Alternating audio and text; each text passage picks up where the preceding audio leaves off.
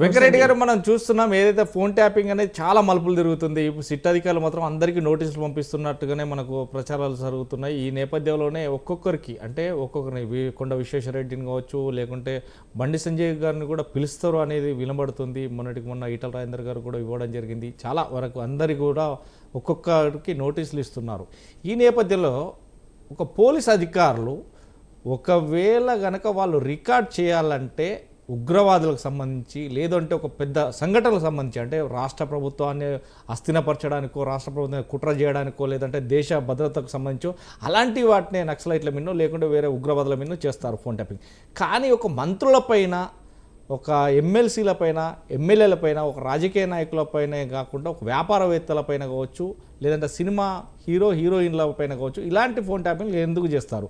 మన నిన్న కూడా చెప్పడం జరిగింది. ఏదైతే జూపల్లి కృష్ణారావు గారు, నేను అప్పుడు మంత్రిగా ఉన్నాను, నా ఫోన్ కూడా ట్యాపింగ్ చేశారు, కానీ బెదిరింపులకు గురి చేశారు అనేది కూడా నిన్న అతను చెప్పడం జరుగుతుంది ఆదిలాబాద్లో. అంటే అప్పుడు ఒక మంత్రి హోదాలో ఉన్న వ్యక్తి ఫోన్ ట్యాపింగ్ కూడా చేస్తారంటారా? చాలా వరకు కూడా దీని ఆరోపణలు ఎలా చెప్తున్నారు? అందరికీ నమస్కారం. ఫోన్ ట్యాపింగ్ చేయటం అనేది దుర్మార్గమైన చర్య, నీచమైన చర్య, ఇది హేయమైన చర్య. ఎందుకంటే ఫోన్ ట్యాపింగ్ ఎవరి కోసం చేయాలి? జాతీయ భద్రతకి భంగం కలిగించేటోళ్ళు, టెర్రరిస్ట్ యాక్టివిస్ట్ కోసం, లేకపోతే మావోయిస్టుల యాక్టివిటీలు మానిటర్ చేయడానికి కోసం, వాటి కోసం చేయాలి తప్పితే ఈ ఫోన్ ట్యాపింగ్ అనేది కొన్ని లిమిటేషన్స్ ఉంటాయి. అది కూడా పర్మిషన్ తోటి చేయాల్సిన బాధ్యత ఉంటుంది.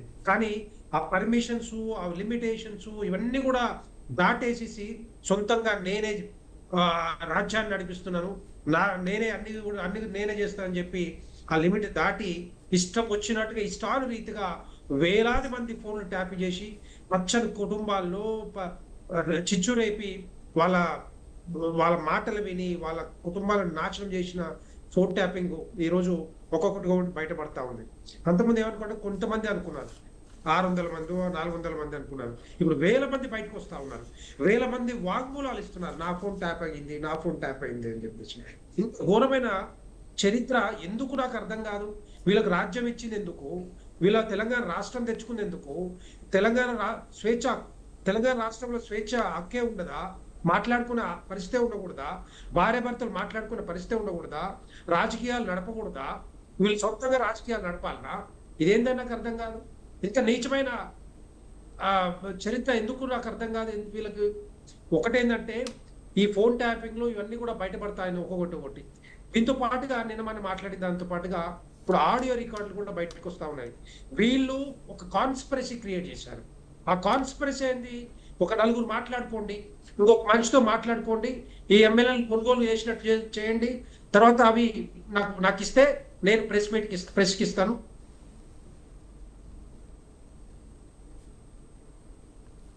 కార్యదర్శి ఆ రోజు బిఎల్ సంతోష్ గారి మీద అబద్ధాలు వేయడానికి బీజేపీని బ్లేమ్ చేయడానికి బురద జల్లడానికి చేసిన ప్రయత్నం కనపడతా ఉంది. ఇప్పుడు బయటపడతా ఉన్నాయి. ఇప్పుడు ఇవన్నీ కూడా అవే నిజంగానే ఇప్పుడు ఈ పెన్ డ్రైవ్ దొరికితే డెఫినెట్ గా ఈ పెన్ డ్రైవ్ పెనలైజ్ చేస్తే బయటపడతాయి. ఎక్కడి నుంచి వచ్చింది, ఎక్కడ అప్లోడ్ చేశారు, ఆ మాటలు ఎవరు ఎక్కడ కూర్చొని మాట్లాడారు, ఇవన్నీ కూడా బయటకు వచ్చే అవకాశాలు ఉంటాయి. వీళ్ళందరూ ఏంటంటే అప్పుడు ఆ టైంలో ఒక సొంత పార్టీ నాయకులే కాదు, ఎమ్మెల్సీలు, ఎమ్మెల్యేలు, వాళ్ళ మంత్రులు, వాళ్ళ బిడ్డలు, కొడుకులు అందరూ కూడా వాళ్ళు మాట్లాడే మాటలే కాకుండా బీజేపీ నాయకులు, పెద్ద నాయకులు, తర్వాత కాంగ్రెస్ ముఖ్య నాయకులు, ఇవన్నీ ఫోన్లు ట్యాప్ చేసి వాళ్ళు ఇష్టం వచ్చినట్టుగా విని వాళ్ళు ఏం చేస్తున్నారు, రేపొద్దున ఎలక్షన్ వస్తే ఏం మాట్లాడుతున్నారు, ఏ స్ట్రాటజీస్ ఉన్నాయి, మనం ఏ విధంగా మనం గెలవాలనే ఆలోచనతోటి మరి బీఆర్ఎస్ ప్రభుత్వం ఆ రోజు ఇద్దరి మధ్యలో ఆ ఇద్దరే ఆధ్వర్యంలో జరిగినట్టు కనపడతా ఉంది. ఎట్టి పరిస్థితుల్లో ఈ బయటికి రావాలి.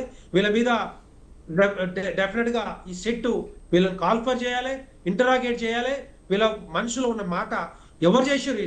ప్రభాకర్ రావు ఇన్ని రోజులు దర్యాప్తు బృందాన్ని అటెండ్ అయ్యాడు. ఎప్పుడన్నా కనీసం క్లారిటీ ఇచ్చిండా? సుప్రీం అంటాడు, బాస్ అంటాడు, ఇంకో పెద్ద తలకాయ అంటాడు, ఇంకోవాడు ఎవడాడు? ఎవరు నాకు అర్థం కావట్లే. ఎవరు చేయమన్నారు? ఈయన కాన్ఫర్డ్ ఐపీఎస్, ఈయన ఐపీఎస్ కూడా కాదు. ఆయన తీసుకొచ్చి రిటైర్ అయిన వ్యక్తిని ఐజీ స్థాయి ప్రమోషన్ ఇచ్చి అక్కడ ఎస్ఐపి చీఫ్ చేసిన తర్వాత ఈ విధంగా చేయడం అంటే ఆ తర్వాత దాంట్లో ఉన్న ముఖ్యం మళ్ళీ వాళ్ళంతా కూడా మరి ఒకటే వర్గానికి చెందిన వాళ్ళు. ఇదేంటి మళ్ళీ అంటే బయటికి రావద్దు, ఈ విషయాలు బయటికి పోకూడదు అని ఆలోచనతోట ఇవంతా కూడా ఏంటంటే కావాల్సింది వాంటెడ్ గా డెలిబరేట్ గా చేసి టోటల్ గా భ్రష్టు ప్రభుత్వాలని రాజ్యాంగాన్ని మనకి ఇచ్చిన స్వేచ్ఛ హక్కుని మొత్తం కాలరాయడానికి చేసిన ప్రయత్నాలకు కనపడతా ఉంది. ఎట్టి పరిస్థితుల్లో దీన్ని వెనక ఉన్న వాళ్ళందరూ కూడా లాగాలి, బయటికి రాగాలి, వాళ్ళని జైలుకి పంపించాలి. ఇంకొకటి చేయాలంటేనే భయపడాలి. చెప్పాలంటే ఒక మాట చెప్పాలనుకుంటున్నాను మీ ద్వారా. ఇప్పుడు ఒకవేళ నిజంగానే ఫోన్ ట్యాపింగ్ చేయాలంటే ఒక పర్మిషన్ ఉండాలి, ఒక రివ్యూ కమిటీ ఉంటుంది స్టేట్లో రివ్యూ కమిటీ ఉంటుంది. ఏది హోమ్ సెక్రటరీ కానీ, లేకపోతే చీఫ్ సెక్రటరీ కానీ, జిఐడి సెక్రటరీ కానీ, ఇంటెలిజెన్స్ చీఫ్ కానీ, వాళ్ళందరూ కూర్చొని ఆ రివ్యూ కమిటీలో ఎవరెవరి ఫోన్లు ట్యాప్ చేయాలి, ఏ విధంగా చేయాలి, దాన్ని సబ్మిట్ చేయాలి, దాని మీద పర్మిషన్ తీసుకోవాలి. ఇవన్నీ ఏం లేదు, 1-2 years వల్ల ఏదో మావోయిస్ట్ సానుభూతి పనులు పేర్లు రాసి తర్వాత వాళ్ళని నమ్మించి రాష్ట్ర ప్రభుత్వాన్ని కూడా డైవర్ట్ చేసుకుంటూ, అధికారులు డైవర్ట్ చేసి బైపాస్ చేసుకుంటూ ఆ ఫోన్ ట్యాపింగ్ మొత్తం కూడా ఎవరు చేయించారు, ఎవరు చేయమన్నారు? ఇది ఇంతమంది ఫోన్ ట్యాపింగ్లు ఎవరు చేశారు? ఫోన్ ట్యాపింగ్ ఇవన్నీ కూడా డెఫినెట్ గా బయటికి తీసుకురావాల్సిన బాధ్యత ఈ సిట్ మీద కూడా ఉంటుంది. ఒకవేళ నిజంగానే దీని మీద ట్రాన్స్పరెంట్ గా ఇంటరాగేట్ చేయకుండా అది తూతు మంత్రంగా వదిలేస్తే మాత్రం డెఫినెట్ గా రేపొద్దున వేరే విషయాలు కూడా బయటికి పోయే అవకాశాలు ఉంటాయి. రెండో పాయింట్ ఏంటంటే భారతీయ జనతా పార్టీ మా రాష్ట్ర అధ్యక్షులు కేంద్ర మంత్రివర్యులు ఒక మాట చెప్పారు, ఒకటే డిమాండ్ చేశారు.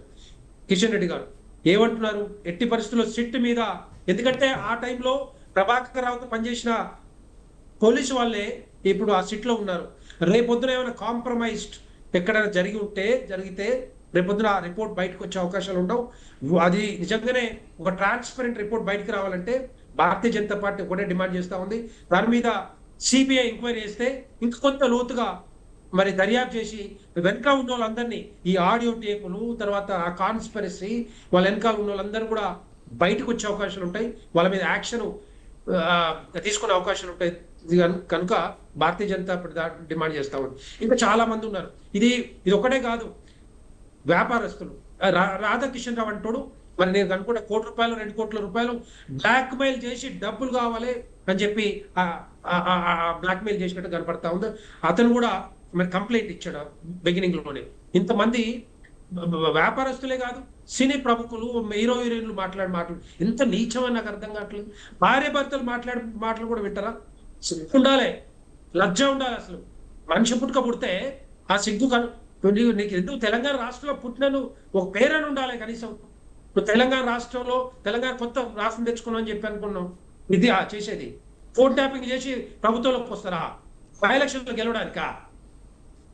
ఏం నాకు రాజకీయ నాయకులు, రియల్టర్స్, బిల్డర్స్, వ్యాపారస్తులు ఎవరు పడితే వాళ్ళది అంటే వీళ్ళ చేతుల నుంచి జారిపోయి ఇంకో వేరే వాళ్ళు కూడా చేసుకుని కూర్చున్నారా?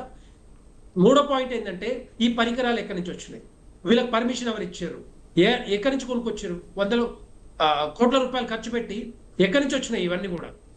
ఆ పరికరాలు ఒకవేళ నిజంగా కొనుక్కు రావాలంటే హోమ్ సెక్రటరీ కానీ గవర్నమెంట్ ఆఫ్ ఇండియా పర్మిషన్ తీసుకొని వాళ్ళు రాష్ట్రంలోకి రావాలి.